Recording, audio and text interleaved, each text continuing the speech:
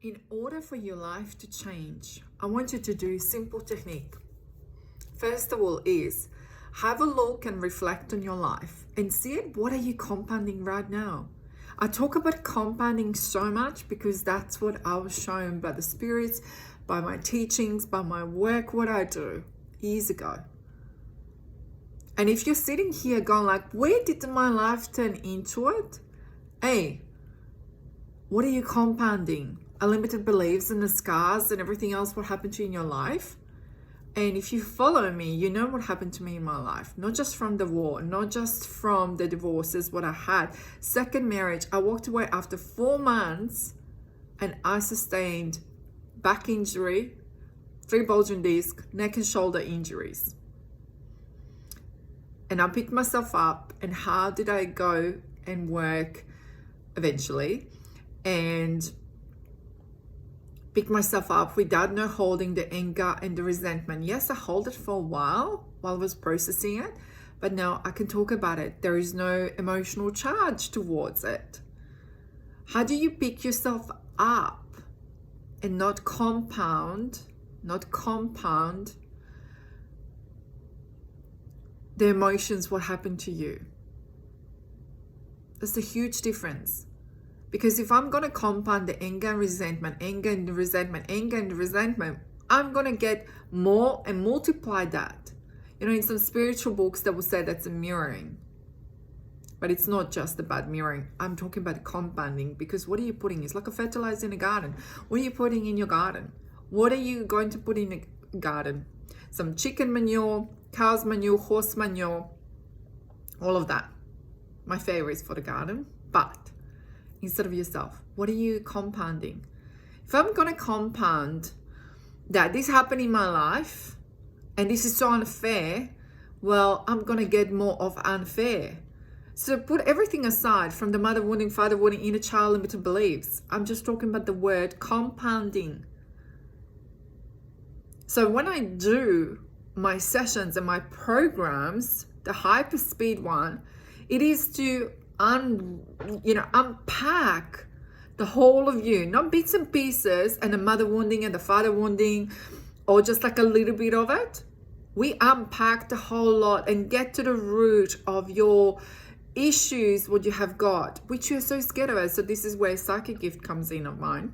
Not just seeing a people crossed over, not just seeing a spirits, not just seeing ancestral line, not just seeing your timeline and your ages and everything what happened to you that I tell you what happened to you in the sessions.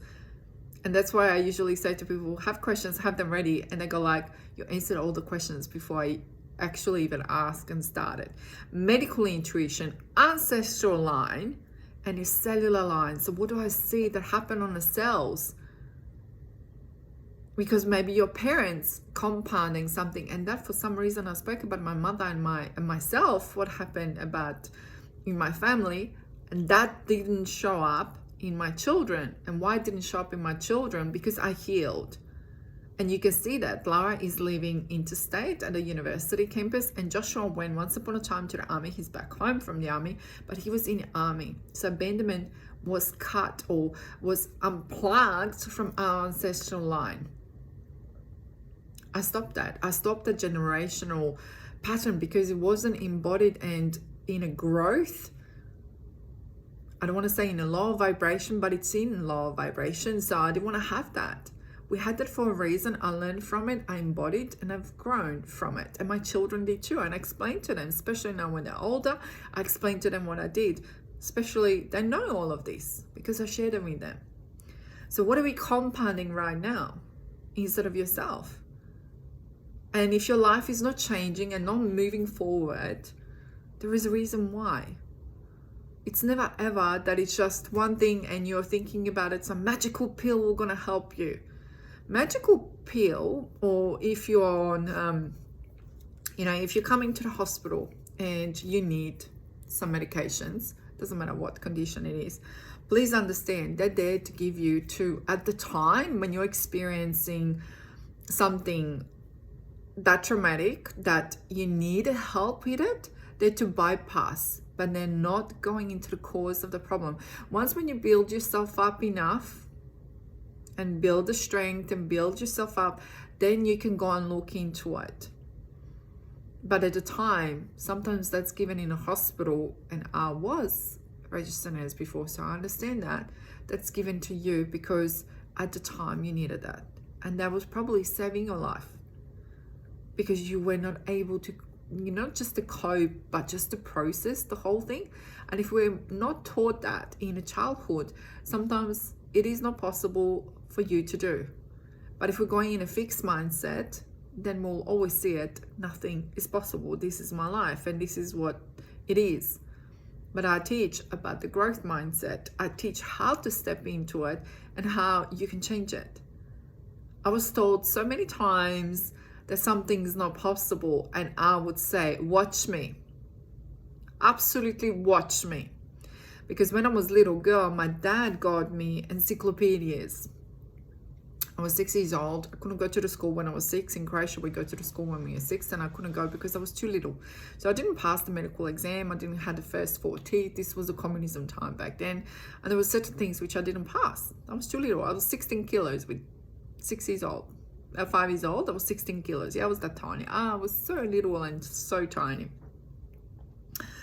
And my dad, because I kept asking, why is this? Why is this? I was always like this. Every single question, it started with why. He would say zašto. Yeah, I'm born and raised in Zagreb, but it was zašto. Or in my dad's side of the family would be kaj for everything. Yeah, so it was like zašto, well, why is this? Why is this? I was always asked questioning that. So when I started nursing and special pharmacology, I love chemistry. And I love watching how the medication would impact a patient. Doesn't matter if it's a child or if it's an adult. And I would watch that. And I was always questioning the pharmacologist how this medication is gonna affect the patient's kidneys, the mind, everything. But back then I didn't understand the power of my energy healing. I didn't understand it because back then you didn't have books, you didn't have anything. Mind you, remember this, I was during the wartime and I was 16. Yeah, over there you're much more younger when you start, and it's 4 years of nursing. So, and I was questioning that. So I absolutely loved certain things what we did to actually explore, and I'm talking about autopsies, where we would have explore and see why something happened, how did it spread, to have a look, like especially tumors, everything. It was like when my a doctor of internal medicine would ask me, Jelena, do you want to come downstairs? Let's go have a look. And quite a few of us would have go, basically because he knew that I loved questioning it. And I go like, but there has to be an option. There has to be an option. And he's the one who witnessed where I would have said a few times regarding a patient, I think so this is wrong with them, when I was on emergency especially. And it's like, how do you just know this without ultrasound, without anything? You just knew what's wrong with them. And he was the doctor and I was just starting. I was still a student nurse. And this is how I started knowing there is so much more to it. Why would I know this stuff? Why would I know that the scissors were left in a patient? That happened quite regularly over there. Why did it happen like that quite regularly? Wartime. Half the time we didn't have electricity. So you need to understand how difficult and challenging it was at the time. And we didn't even have the gloves for the surgeries. 3/4 of the time, I would say that. Or I would have washed the gloves in between and to basically use them up if it was something so hardcore that I would actually have to use the gloves, then I used them up. Otherwise we didn't. And for years I would have a testing to make sure that I did not pick up any kind of a disease, but I always protected myself. And blessed to my mother, who taught me lots of things, what I teach my clients, my patients, about the protection, not just from bacteria, not just from infections, but how not to even allow your mindset to say that you are going to get sick if you're walking into the room and everyone is coughing and being sick. It is about the mindset. And I'm grateful that I was born in that kind of family where option for growth was always being encouraged. And I did the same thing for my children. So when I'm working in containers with you, I always talk about the growth and how can you grow, and where is it a block instead of you that it's stopping you to grow and to have more things. And the more things doesn't have to be in a material point of view, and more things in knowledge, spiritual, more pay rises. It's not just about all of it that we say. It's about receiving, and we'll do the womb healing. There is a mindset here. There is how to create the reality. That's why I do lots of mastermind classes about it. So it's a combination of the emotions, the energetics, the quantum field, the neurodiversity, how it is that it's possible. Other people are not luckier than you. They don't have a specific formula. It's not A, B equals C or 2 and 2 is 4. It is about the mindset shifts. They're all possible for you. They really are. So for me to get up, and after, a couple of years of being into a different space, different level, did not happen just because one day I just wake up. I had this stuff already compounded in me, so it was much more easier to tap back into it.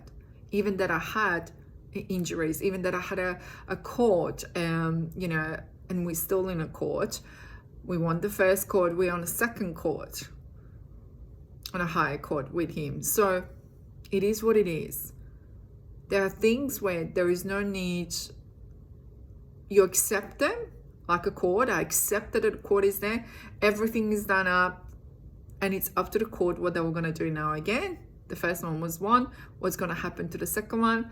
It is what it is. But my life doesn't rely on that experience. My life is moving forward, completely moving forward. Who is in charge of it? Me. Who is in charge of my own life? Me. Always me. How I'm going to wake up this morning? I'm going to be in charge of that. If I wake up and I'm not in the best mood, I will then salt in a shower. You watch my videos. I talk about this all the time. It's a part of my routine. I put a music frequency, a healing frequency, or I put motivational speech to listen. Obviously, I don't listen to myself, but, put those things on. I send a message to my best friend. She sends me a message back. I go for a walk because that clears my mindset. I journal. I look at my goals, which are in a vision board in my bedroom next to my bed. So when I wake up, my eyes are seeing that. And it's about, even if something doesn't happen or a client doesn't sign up for a program, it's okay.